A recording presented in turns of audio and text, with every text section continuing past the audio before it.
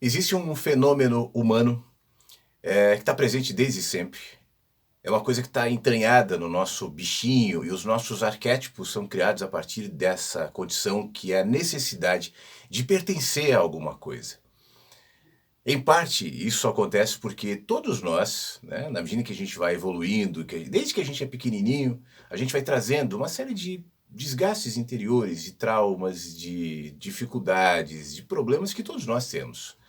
Eles vão aparecendo durante a vida. E diante da nossa, muitas vezes, incapacidade de olhar para eles e resolvê-los, a gente precisa expurgar, tirar, se afastar dos problemas, arrumar uma justificativa para eles. E aí o mundo, para o lado de fora, acaba sendo uma representação daquilo que a gente carrega no lado de dentro.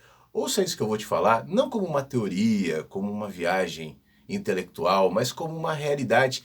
A tentativa, pelo menos, a gente entender um pouco essa realidade que a gente está carregando. Por isso que eu vou falar aqui, como tudo que eu falo aqui nesse meu canal, não se trata de um fenômeno político, mas de um fenômeno humano. E a política tem sido uma catalisadora desse fenômeno humano, como eu disse, que a gente carrega desde sempre. As religiões, durante muito tempo, e continuam, né, foram representações simbólicas dessa luta do bem contra o mal, Deus e o diabo, certo e errado, que a gente carrega como arquétipo interior, mas que, olhando para uma instituição, olhando para um discurso, uma descrição, enfim, algo que se facilite a compreensão dessa condição, fica mais fácil da gente entender. O ideal é que a gente perceba que tudo se trata de nós mesmos. Eu escrevi um texto esse fim de semana, eu quero rapidamente ler. Eu publiquei aqui no YouTube, nas minhas redes, gerou alguns comentários, eu quero passar por eles justamente depois dessa introdução que eu faço aqui, ressaltando, não se trata de um fenômeno político, mas é um fenômeno humano. Parece que finalmente as coisas estão mudando. Antes sabíamos a escalação da seleção brasileira e hoje os nomes do ministro do STF. Deixamos de ver as novelas e passamos a acompanhar a política alimentando as mesmas paixões maniqueístas, as mesmas torcidas, como se estivéssemos sempre à espera do próximo desenlace entre mocinhos e bandidos. Substituímos coisa por outra e ganhamos uma ideologia para viver. Outro dia me disseram, olha, antes o povo só queria saber do carnaval e agora estão discutindo política na internet, como se por si só isso representasse um evidente salto de consciência. Será? Em tempos de rede social, o Big Brother se tornou insuficiente, falso demais para justificar o nosso extravasamento. Aliás, estamos cada vez mais pressionados, né? E com a pressão que aumenta, mais necessidade de extravasamento. As redes sociais facilitam nesse sentido. E parece que o Big Brother se tornou insuficiente. E outros, né? Isso é só um exemplo. Agora queremos outra atração que nos reforce a ideia de relevância, de que estamos de fato participando de algo grande. E nesse sentido, a política se tornou o ambiente ideal. Escolhemos um lado e podemos torcer, vibrar, xingar, patrulhar o pensamento alheio, vomitar as nossas frustrações em nome de nobres e justíssimas causas. Somos o lado bom da história. Que novela, que jogo de futebol, que carnaval tem algum poder semelhante a esse? Aliás, fazendo outro parênteses, tanto é que a discussão política hoje, muito mais do que um movimento de consciência, se tornou um fenômeno de comunicação. Você vê, por exemplo, comunicadores como o próprio Felipe Neto, que agora identificaram nesse nicho, né, uma possibilidade, inclusive, de se tornar uma das pessoas mais influentes do mundo.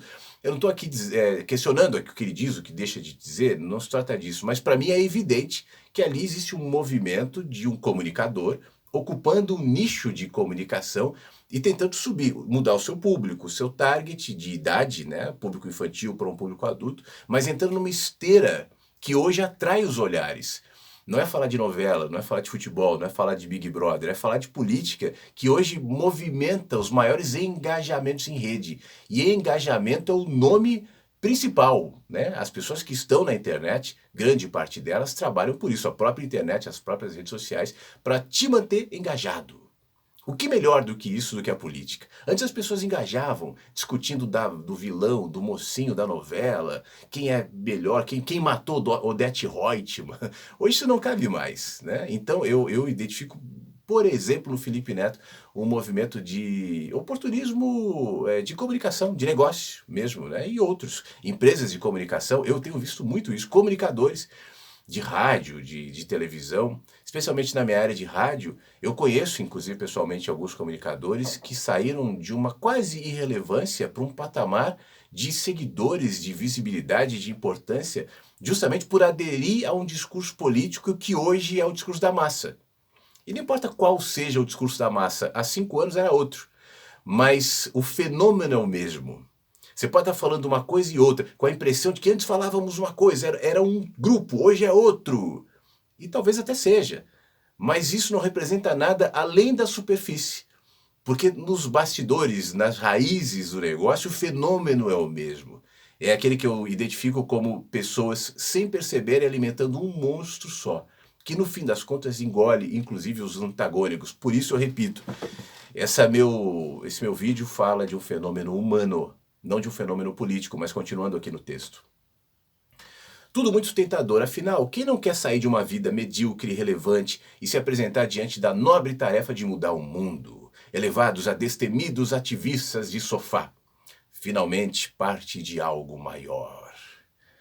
Hoje nós sabemos os nomes dos ministros do STF, nos posicionamos à esquerda ou direita, sabemos tudo sobre a necessidade do Estado ser grande, mínimo, e deixamos de ser enganados pela imprensa, e aí dependendo de onde você estiver, imprensa manipuladora ou imprensa golpista, né? Lixo ou golpe, enfim.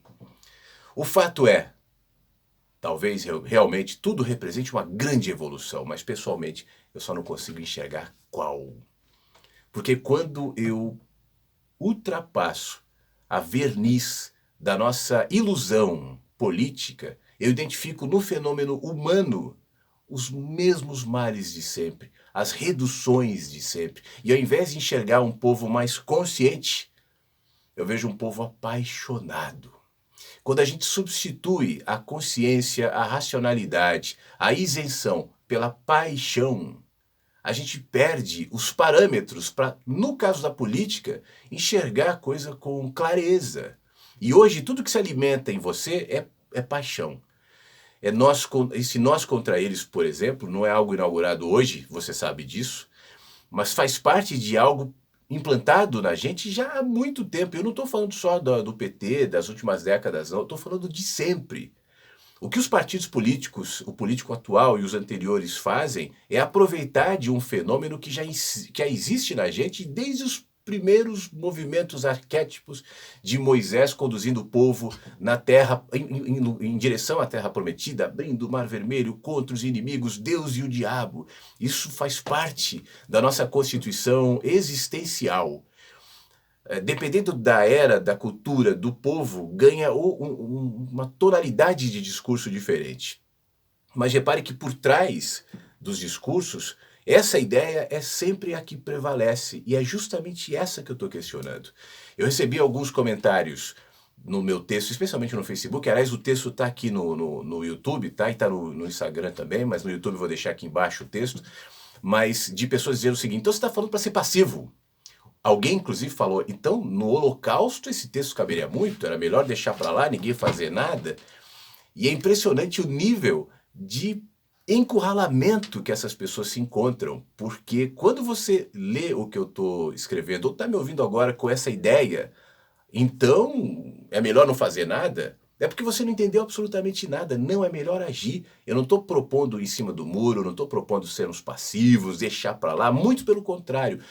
Mas a minha insistência é, qualquer movimento irracional e apaixonado, né, ainda que com as causas certas, com as justificativas certas, vão nos levar para o mesmo lugar, para o mesmo buraco e para o mesmo poço, que no caso do Brasil tem sido desde então.